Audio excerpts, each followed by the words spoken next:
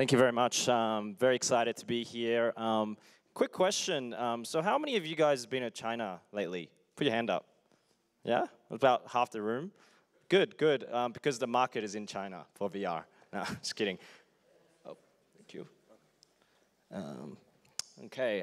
So I'm here to talk about cross-border investing. So who is CRCM? So I'm one of the partners at CRCM Ventures. We're a venture fund based in San Francisco, Palo Alto, and Beijing. We've been around for over 10 years, invested about 150 companies, both in US and China, about 50-50 actually. We have currently 4 funds that we have invested in, have raised over $150 million. So we're an early stage seed fund, and in the past we were the seed investors in Youku, which is the YouTube Netflix of China, and another company called Musical.ly, which is one of the fastest growing music content creation apps currently, and some financial technologies such as Ripple, and my personal favorite company right now, Drone Racing League, which we're bringing to China. I'll talk a little bit more about that later. So we started looking at VR probably around 3 years ago, when things were starting to kick off. And we started thinking about it in 3 ways. So at the very right-hand side, you have the hardware guys, or the infrastructure, which is mostly dominated by some of the big players, like HTC, Oculus, Samsung, and then you have the tools and platforms in the middle. So we call these enablement technologies. These are technologies that can help content creators create content. And then on the left-hand side, we have applications and content. And the way we've thought about it is focusing on the enablement layer. We haven't really done a lot in the hardware space and infrastructure space because they're dominated by the big guys, and it's very hard for us to get into that space. But the enablement layer, there are a lot of interesting companies to help content creators create content. And then on the application side, we've done a few companies there, but our view is that we're still kind of in year 0, or last year was year 0 of virtual reality. And we don't know what kind of content or apps or games are going to do well. So we've decided not to go and invest too much in those areas. But just give you a flavor of some of the companies that we've invested in on the content side. So we decided to go with 2 of the top content creators in the space, so Felix and Paul Studios and Baobab Studios. The reason we wanted to do that was because they're not just actually a studio. They're actually a technology company. They're building workflows, they're building tools, they're building basically a technology business behind the content creation. And I'd love to also highlight another company called Vivid Vision. They just announced their seed raise this morning. They raised $2.2 million. It's a company that uses VR to cure lazy eye, so eye problems. And we wanted to invest in this company because we're looking for companies with strong strong revenue models, as mentioned before.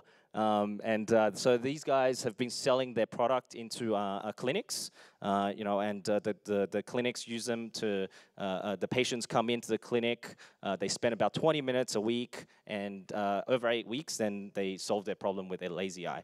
And now we're working with these guys to get them into the home. So with Samsung Gear, with Daydream, that's another extension of their business model. Once you get it into the home, you can pay a subscription model, that type of thing. And on the tools and platform side, we've been very focused on light field technologies. Because very early in virtual reality, we felt like 360 video may not be around for too long. So we wanted to invest in technologies that can help produce 6 degrees of freedom in some of these very immersive experiences. And to have light field technologies, next generation capture technologies and processing technologies allows the 6 degrees of freedom in the future. So I just want to highlight Airy 3D. They're going to bring light fields to your smartphone. So they have a technology that goes over your sensor, a camera sensor on your smartphone, and you basically capture the fundamental properties of light, and then you're able to figure out the distance to certain objects and then rebuild the scene in 3D. And another company called Array, and we mentioned Magic Leap before. Well, these guys came out of Magic Leap, so they're building next generation cinematic effects using light field technologies as well. And then on the hardware side, we've done a couple of companies. Tactical Haptics, it's a haptics company. They use a shearing force. I think the first applications of it would be a sword kind of thing in virtual reality, so that when you're wielding it around, you feel the haptics. And then a company called Camdora, and interestingly enough, this is our only company that we've invested in China in the VR space. Typically, we invest about 50-50 in all sectors, but this is the only company we've done in China, and they are a camera maker, so they make a 360 video capture camera. And so why is that? Why is it that we've got I think 13 companies that we've invested in the VR space, and only one of them has been from China? We're talking about cross-border investing. Typically it should be about 50-50, but the main reason was that we felt last year virtual reality was overhyped in China. A lot of people put a lot of money in, drove up the valuations, and made it very unsustainable. Kind of created a bubble in China. So our prediction was, to stay away from that. And what we've noticed was a lot of the companies that were created in China was mostly content studios and hardware companies. So as I said before, hardware companies are very hard for us to get into. And content studios, we felt like in China, the content was not as good as the content that was coming out overseas. And so for that reason, we've only invested in one company in China. But the interesting thing from this is that this gives a great opportunity for technologies from overseas to now go into China. And so we think this is a perfect time for companies from Europe, companies from US, companies from other places to go and form joint ventures or build a company or work with partners in China. So it's no secret that since 1980s that foreign companies have been going into China. So it started off with these car companies, trying to form partnerships with Chinese manufacturers and getting into the Chinese market, which is obviously the largest market in the world. And so why do we think right now is a really good time? Most of the companies on the Chinese stock exchanges are very old school. They're probably like very closely tied to the government, and they don't really have a lot of technologies that they in their hands. And so they're always looking for, or right now they're starting to look for more new technologies to experiment and play with. The BAT, Alibaba, Baidu, Tencent, these guys, they're growing rapidly globally. And it's a very fierce competition, and they want to stand out against each other and against their other competitors as well. And you have the largest market for smartphones in China. So some of these content for VR, we believe actually mobile would be, especially this year, later on this year, with some of these guys like Tencent and Xiaomi coming out with their headsets, is going to really drive some of the mobile adoption of VR going forward. And the other thing we've noticed, and again, this kind of speaks to why we've only invested in one company in the VR space in China, is because the technology that we're seeing overseas is just superior. So this is a good opportunity to capture this market in China with superior technology. And lastly, I think this point is actually quite important. Is that and it came from our fundraising experience as well. So typically we have about 50% Chinese LPs and 50% US LPs, and we started noticing when we were launching our latest fund last year, we started noticing that our Chinese LPs are finding it very hard to get their money out of China into US dollars, because we're a US dollar fund. And so there is a lot of capital in China. And if you do the maths, it's a lot of capital, not very good companies. So this creates an opportunity for US companies to go to China and raise money from China, raise RMB. And so this is what we've been doing. So CRCM, we've been helping out portfolio companies get into China, forming joint ventures, raising local money, and then basically building a business in China. So as I mentioned before, Vivid Vision, they just launched their, they just raised 2.2 million recently, but now they're working with one of the partners in China to distribute their devices and also their software. And similarly for Spaces, this is a company out of LA. It's a content management platform or content management system. They're working with Songchen, which is one of the largest theme park builders in China, to help build out their workflows and content platforms. And so they've already established a joint venture with Songchen and are working in China with these guys. And so this is actually my my favorite company, and this is something we're doing actively right now. So we invested in Drone Racing League. It's kind of like a convergence between virtual reality, esports, Formula One racing, everything. So this company basically, we're going to start creating a global series of races. Right now they operate in the US. But we're going to bring them over to China, and actually they have their first two races that they're going to operate outside of the U.S. In the next 2 weeks. One's going to be in Munich, and the final is going to be in London. And so next year we're thinking about bringing them into China to do a race in China, and then the year after we're going to do maybe a DRL Drone Racing League China league. And if we could maybe we could just play the video over there, just to have a quick look at this very exciting new sport. So the reason I think this is an interesting company is that, see, all the technology, the drones, the headsets and all that stuff is all done, manufactured and created by DRL. And we've looked at a lot of companies in China that are doing similar things, but they just didn't have the same expertise and technology. And actually, one of the partners that we're going to work with, they've been doing drone racing in China for 2 years. They've spent a lot of money and really haven't made any progress.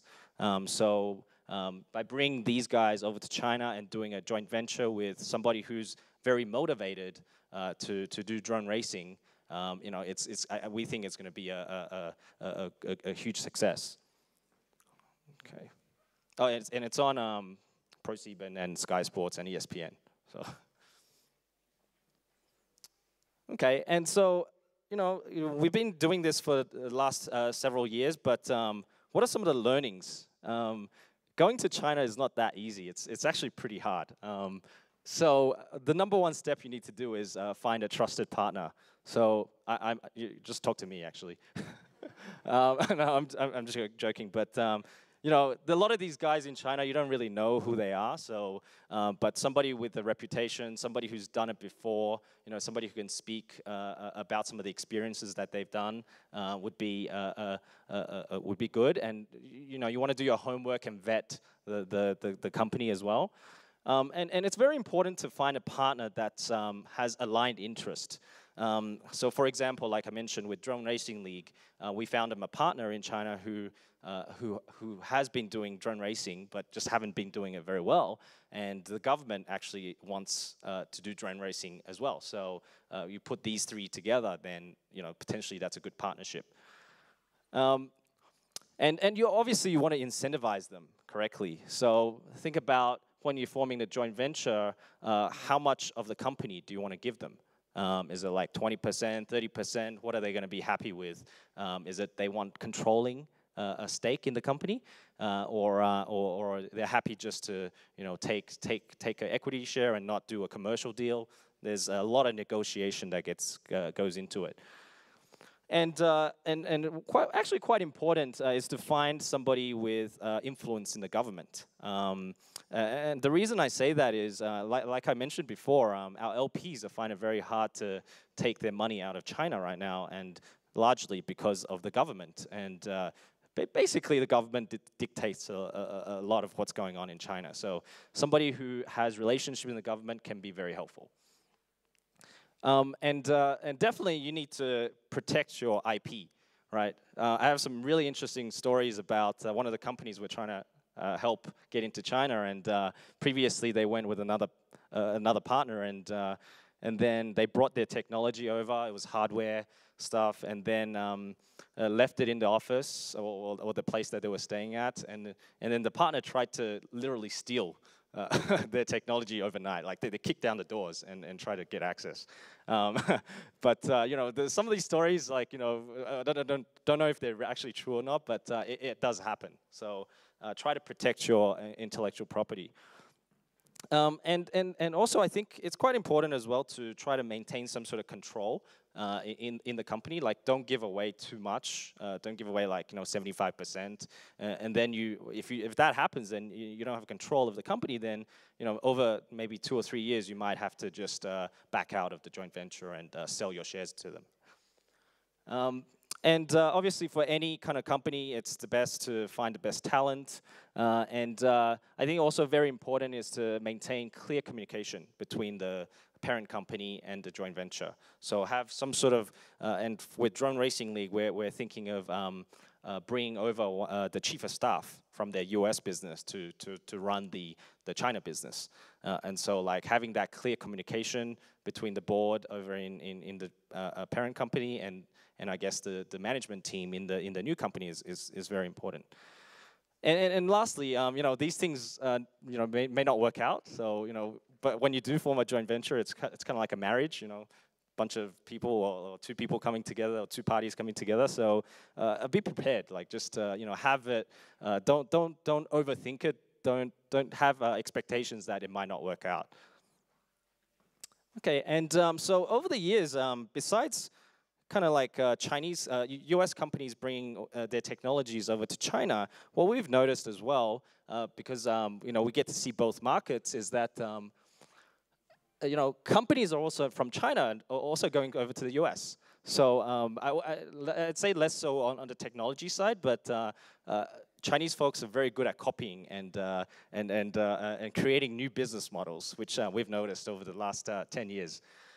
So I call this the new Silk Road. So it's kind of like this thing where technology and business models keep going between these countries. And so the first sign of it was when we invested in a company called Musical.ly. This was a company we invested in about 3 years ago. So basically it's a team from Shanghai, 2 guys. A lot of people don't know this is a Chinese company. But what happened was they built a product which didn't work in China. And then they brought it over to the US, and we helped them come over to the US, and now they've launched it globally. It's the fastest growing video platform in the world. They have 200 million users. It's built to be the next Snapchat.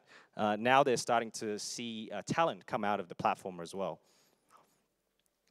And most recently, we just invested in a company called Spin. So this, 2 years ago, we were pitched by a company called Ofo and another company called Mobike. Sorry, I made a typo there. But at 15 million valuation, and we decided to pass. And now they're 2 billion. It's just paper money, but this is a model that came out of China, And now folks are building bringing the same model over to the US. And so we decided to invest because we didn't want to miss out. Right? And so in conclusion, I'd just love to say that I think I've tried out some of the demos over there downstairs, and I was really pleasantly surprised by a lot of the VR content and the technologies that the folks in Europe are building. So my contact details are up there. I'm always open to having conversations. So hit me up later if you want to have a chat. Thank you.